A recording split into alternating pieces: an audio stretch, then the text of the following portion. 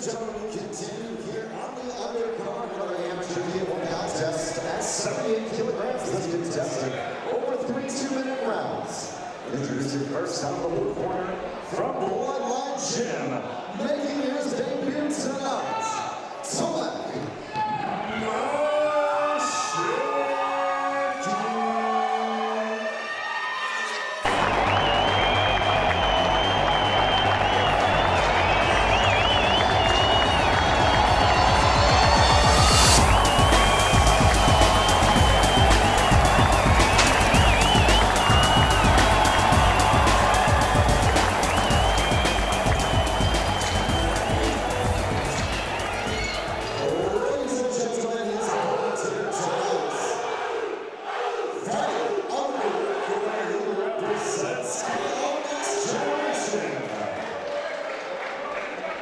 Give it up for Kai.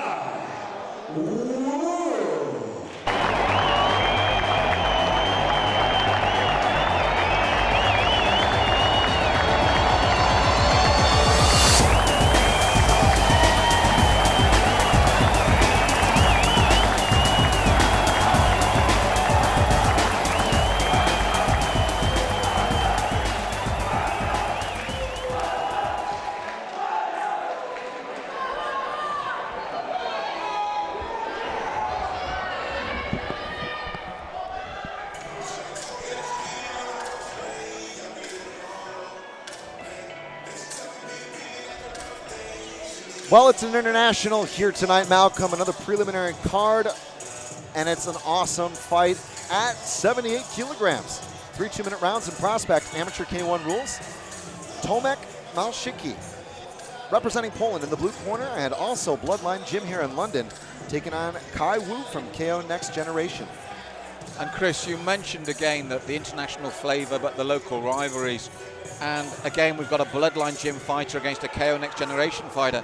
And you hear the atmosphere ramp up. Each time these two gyms are mentioned, they brought huge support here tonight, which makes a great atmosphere. Now, Kai Wu says he's really good on the counters. He likes to counter. He's got good power and good range.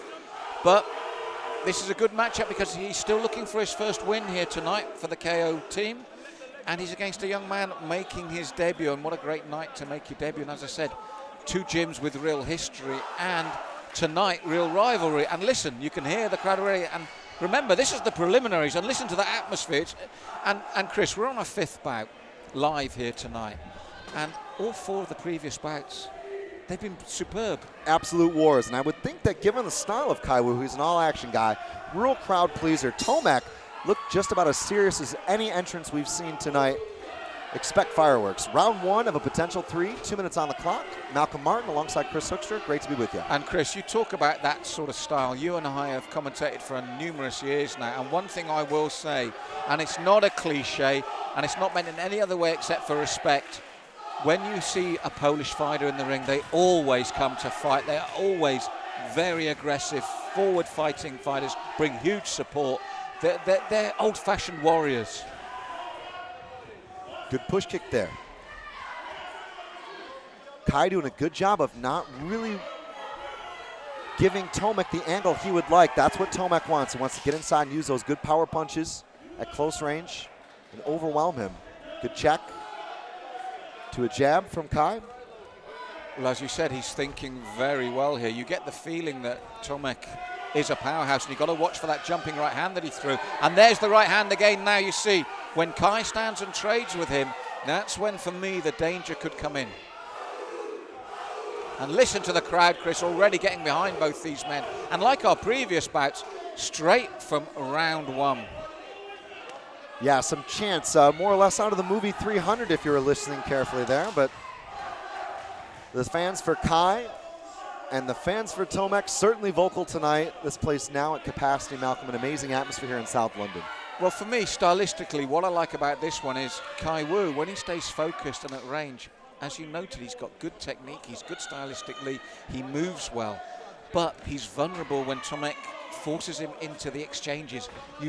I feel that Tomek would like Kai to go into the trenches with him, and I think the longer that Kai doesn't, the more opportunity he has to take the rounds, and this is smart. Because look, as soon as Tomek gets in, he's dangerous, but Kai suddenly senses the change. Oh, he's rocked him, Malcolm, straight at the bell. Tomek glaring, and a response. That's a sign of, I hurt you, and yeah, I know it. Well, that was the thing. Kai was fighting very sensibly. And just when Tomek got into that rhythm, suddenly Kai burst forward and landed with every shot. And it was the last shot that he landed with that really got Tomek's attention.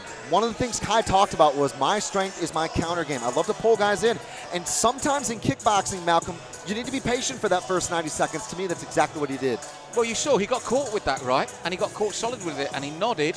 And then the movement just slightly off the center line, and then starts to bring his counters in. And when he saw, what I liked is when he saw that he backed Tomek up, then he came forward. And to devastating effect, as you rightly called it, at the end of that round, Chris. 6'2", 18 years of age, looking for that first win. 2 losses and a draw on his record, so 3 fights experience, not really getting the result he wanted. Tonight, though, off to a good start, in my opinion, against a dangerous guy.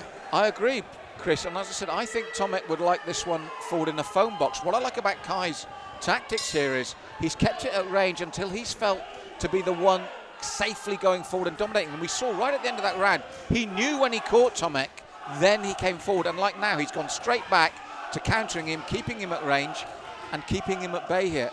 Tactically superb. Nice check there. Draw step, looking to pull the counter.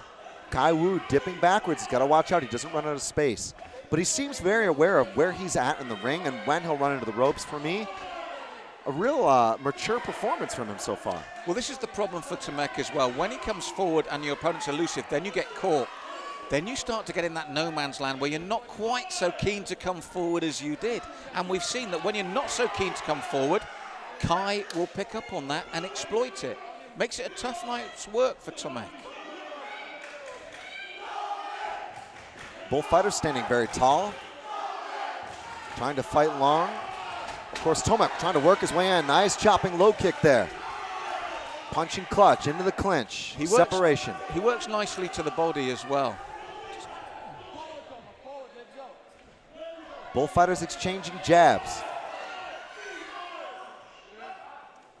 Good clinch here. Separation for Pete Richardson. Well, the thing for Tomek that he's got to worry about, and as you've seen, he's not so keen to come in now because he is being countered. And then when you've seen that Kai can suddenly turn that into an offensive, Tomek really has got to turn things around, get in close again, and get those power shots into the midsection. Pete Richardson, another warning there for excessive clinching. We've seen points taken already tonight, Malcolm. Tomek's got to be careful about how he gets into close range. That's frustration. That's frustration, Chris, because he's not being allowed to fight where he wants to. And then when he realizes that Kai is good on the counter, he's the one that's forced to hold. So that's not so much that he's trying to get extra technique in. That is the frustration with Kai's style coming through. 10-second clapper. And now he's going to warn Kai. Kai now doing a good job of making sure he stays on the outside, kind of 2 steps out. Good counter game off the check. For me, a more competitive round between both guys, but I'm not sure which direction that went. I'm a bit more sure than you, Chris, in the sense that I feel that the counter work of Kai is frustrating Tomek. And as you see here, we see the flourish, but the accuracy as well, I think, is with Kai. And for me, Tomek at the moment is caught between 2 stools. Yeah, I would agree. I mean, for me, that last kind of 30 seconds of the first put a stamp for Kai, so I had a 10-9 going into the second. It was a lot more even. Tomek did make some good adjustments, did some good body work, landed some significant strikes. There were a good 3 or 4 shots that were significant. That right round kick was a significant strike for me. It had an effect on the fight, noticeably. But despite being a more even round, I would probably err on the side that Kai just edged it, but a great competitive match so far unfolding in front of us. Yep, I agree. I think I'd like to see Tomek go almost with the recklessness he did in the first 30 seconds of the opening round to really throw the heavy bombs where he was. The problem he's got with that, as we've rightfully targeted, is the fact that Kai can remain calm under pressure and still throw the counters, which, as he said, he loves to do. So this third and final round, I think, as hard as it might seem, Tomek really needs to force the issue and almost try and bully Kai. So third and final round here, an awesome matchmaking here tonight. That's really been kind of the theme. That's been the par for the course. Tomek, I think, got a stern talking to from his corner Very aggressive. That's the tactic I wanted, Chris. That is the tactic I wanted, to come forward and really work Kai and see if he can catch him before those counters. And I think you're right. I think the corner really spelled it out to him, and he came forward far more aggressively. So looking for the setup. Trying to feint and fake his way in. He was showing that low kick. Good boxing there from Kai. Turning, getting his way out of the corner. I think what he would like to avoid was being pushed into the corner. Tomek wants just that. I agree with you totally, Chris, and this is what I love about this stylistic matchup. But again, we mentioned in the introduction and across the bouts that one of the themes tonight is the challenges for the KO gym, and the way that Cruz Sam likes to see his fighters challenged, almost pitting them as underdogs and giving those hard fights. Looking at Kai Wu here and how mature he is at 18 and how good he is stylistically, yet the man hasn't won. What does that tell you about the way KO match their fighters? That's a real solid point, and something that we talked about during the introduction. You know, for those of you folks watching on the Facebook prelims, great to be here free. We're going to be moving towards our pay-per-view very shortly as the undercard concludes. And we'll actually get a chance to sit down with Cruz Sam and actually talk about the matchmaking. I'm looking forward to that, but Chris, as you mentioned, Tomek, I think he's had a stern talking to in the corner.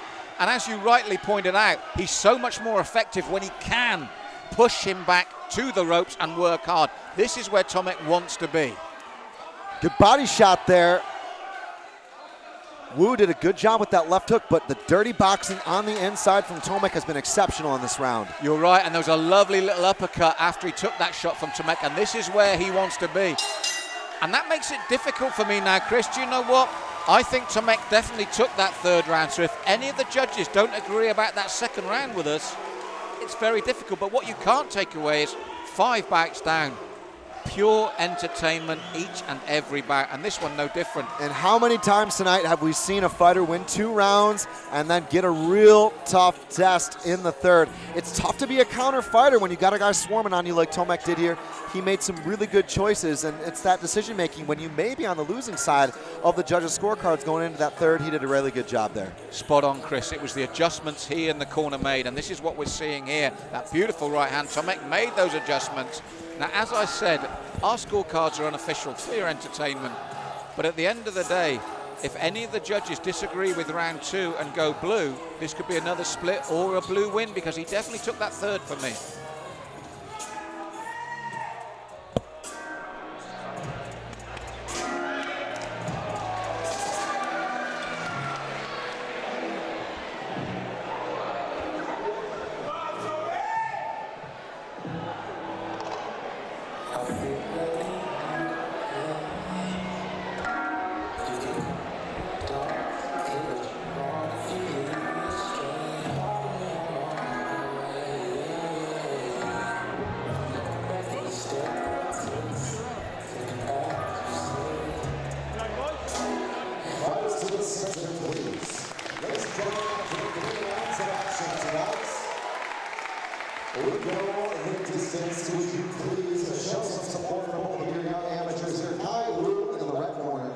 Tomek, MALSZYCKI in the blue. Give it up for them.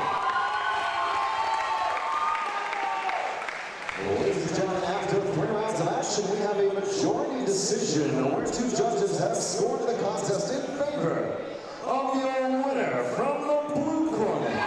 That's what I said. If the judges decided on that second round for Tomek, it could be a different matter, and that's exactly the way they've gone.